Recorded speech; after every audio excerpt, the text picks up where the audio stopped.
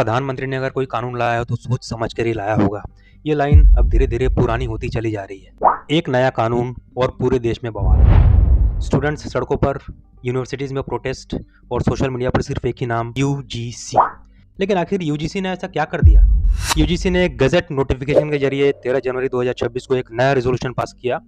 उनका कहना है कि इससे कास्ट डिस्क्रिमिनेशन मतलब जातिगत भेदभाव खत्म होगा, लेकिन स्टूडेंट्स का कहना है कि इससे नया डिस्क्रिमिनेशन पैदा होगा। यूजीसी के पास 2012 से ही एंटी डिस्क्रिमिनेशन गाइडलाइंस थे। ये सॉफ्ट रूल्स थे, जस्ट लाइक एडवाइजरी आप बोल सकते हैं। इन रूल्स को फॉलो करना मैंडेटरी नहीं था और इंक्वायरी कमेटी को सेटअप करना भी मैंडेटरी नहीं था। लेकिन इसमें एक अच्छी बात थी, अगर कोई फेक या फॉल्स मैलिशियस कंप्लेन करता था तो उसके खिलाफ भी एक्शन लेने का कानून था। लेकिन प्रॉब्लम ये थी कि इन्फोर्समेंट वीक था, इसलिए केसेस डिले हो जाते थे और कई बार तो इंक्वायरी भी सेटअप नहीं हो पाती थी। इस वजह से कॉलेजेस में काफ़ी सारे गलत इंसिडेंट्स भी देखने को मिलते थे।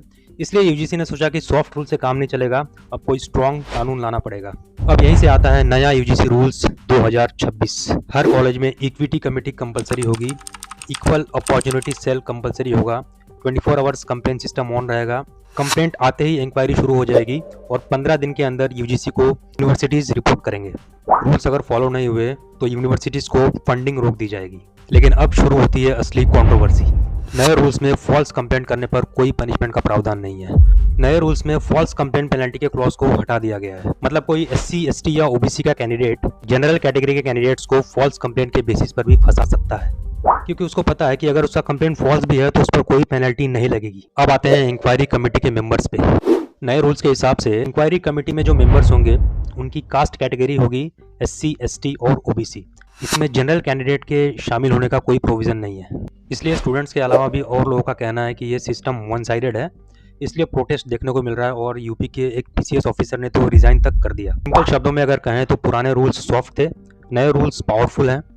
पुराने रूल्स में सेफगार्ड था, नए रूल्स में कोई सेफगार्ड नहीं है।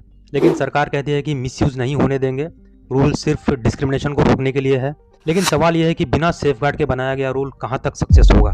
कहीं ये नया प्रॉब्लम तो क्रिएट नहीं करेगा, या फिर सच में जो एजुकेशन सिस्टम में ये जो भेदभाव होता है ये क्या बंद हो जाएगा? आप कमेंट कर सकते हैं, आप स्टूडेंट्स के साथ हैं या यूजीसी के साथ।